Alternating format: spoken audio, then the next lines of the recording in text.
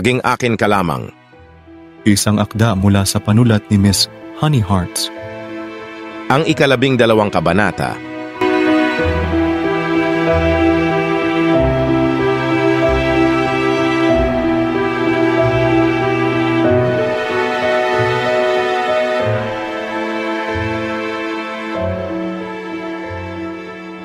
Natasha, sa'yo yata ito?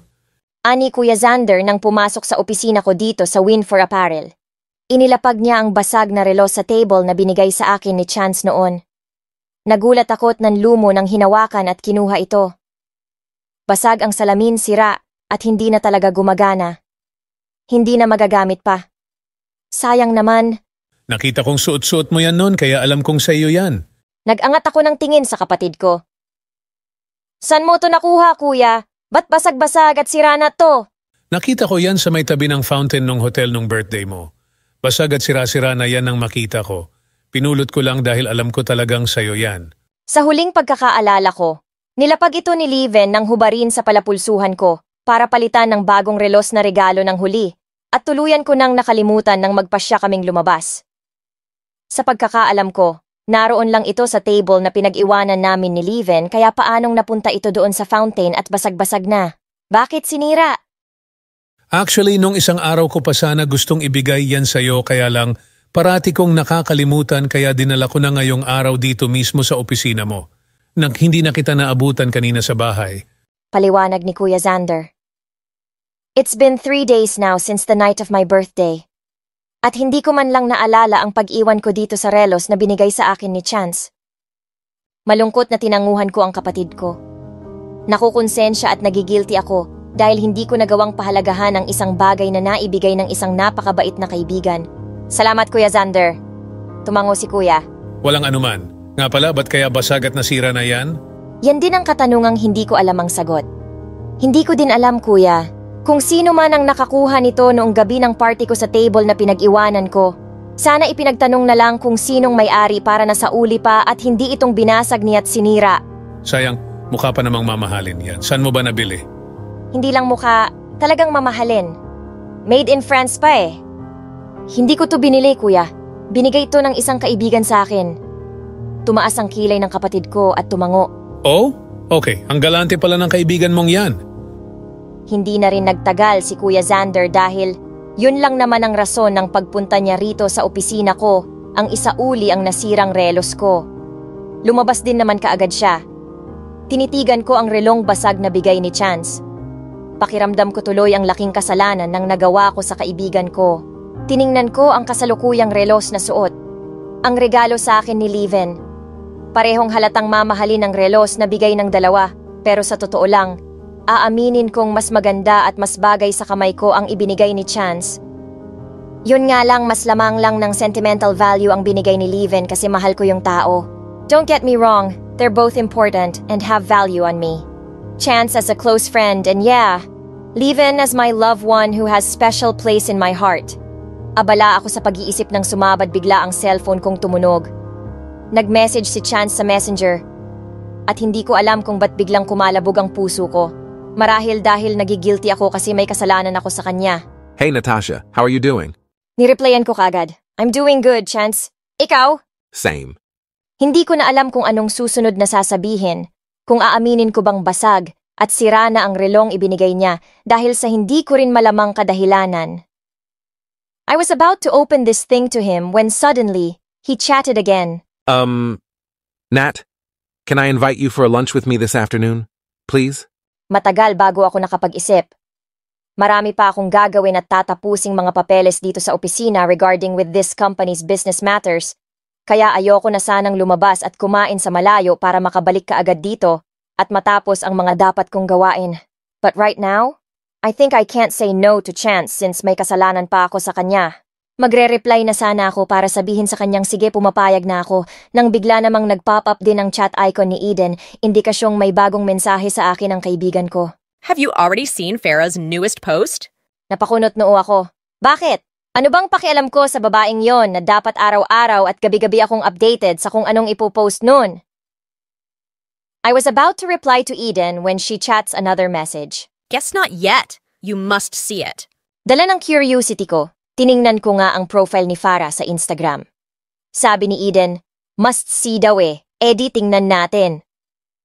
Literal na napatayo ako sa pagkakaupo nang makita ang pinakabago ngang post ng babae. Latest picture nila together ni Leven. Tanti ako'y ngayong umaga lang din ang kuha ng litrato. Pareho silang naka-jogging attire, parehong may daladalang bike at masayang nag-selfie. Ang caption pa'y, Just done jogging with this cutty gal. Had so much fun with him. Lunch later at Delicioso Resto. See ya, Aliven. Nagngingit-ngit ang kalooban ko, parang gusto kong manampal sa sobrang inis. Kailan lang ang sweet-sweet ni Leven sa akin noong birthday party ko. Ang sweet-sweet naming dalawa. Sabay pa kaming nag-stargazing habang nakaupo sa malawak na gilid ng fountains. Tapos ngayon magpo-post na naman si Farah na magkasama silang dalawa and worst, magla-lunch pa together.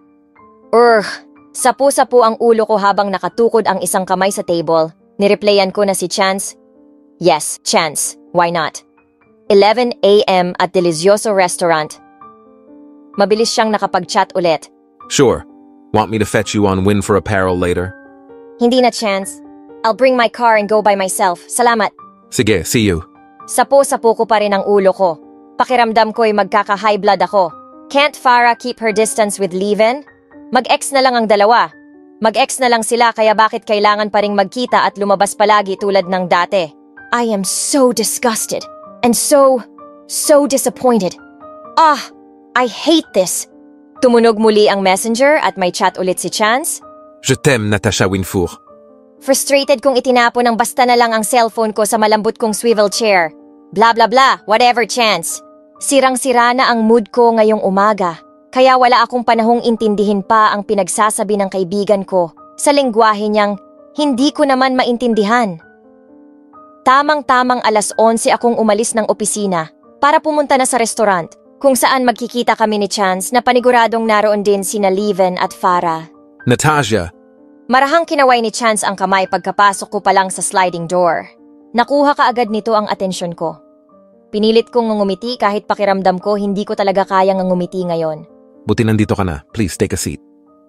Anya nang makalapit ako sa table namin at ipinaghila ako ng upuan. Salamat, Chance.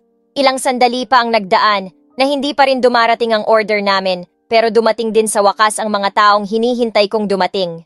Halos mapatayo pa ako sa pagpoprotesta nang makitang masayang-masaya ang dalawa habang kasama ang isa't isa. Pinagbuksan ni Leven si Farah ng pinto at hindi magkamayaw ang mga ngiti nila nang tuluyan nang naglalakad dito sa loob habang nakasampay ang mga kamay ng babae sa kanyang braso. Pumwesto at umupo sila sa medyo may kalayo ang table mula dito sa table namin ni Chance kaya agaran akong kumilos. Tumayo ako at hinila ang kamay ng kasama ko para pumunta doon sa table na malapit sa table ng dalawa. Chance, let's go, sabi ko kay Chance. Where we going? Lipat tayo ng table. Ayoko rito. Hindi ako komportable dito. Ha? Pero baka dumating na yung order natin. Tawagin na lang natin sa bagong table natin.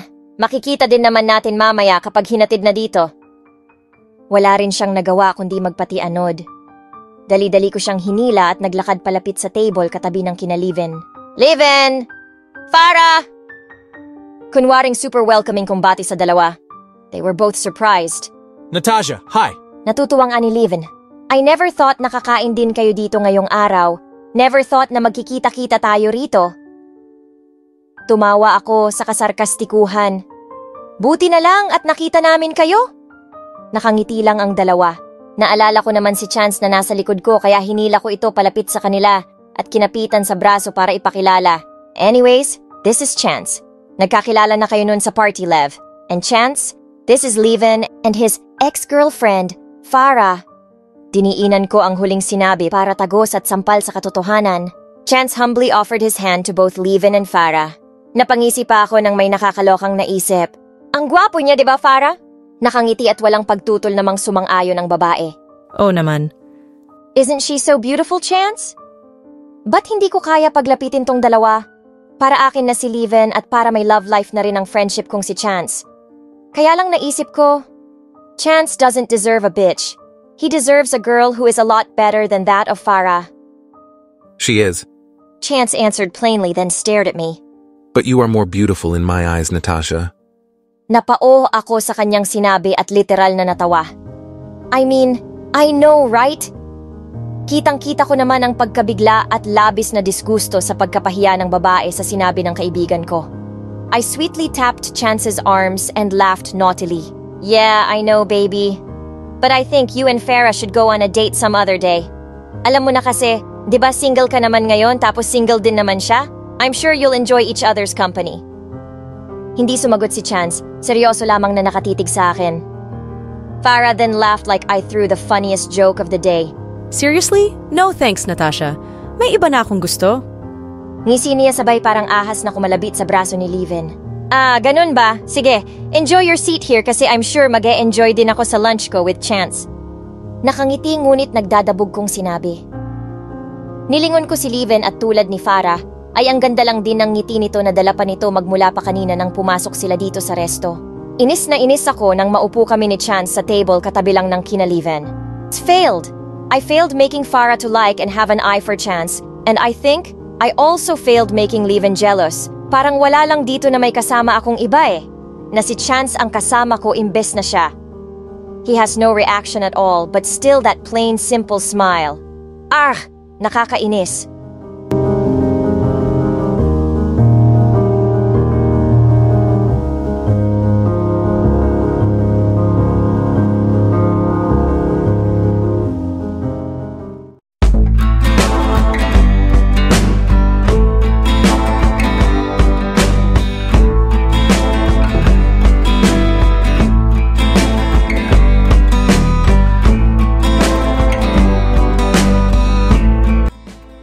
Itutuloy. Abangan ang susunod na kabanata.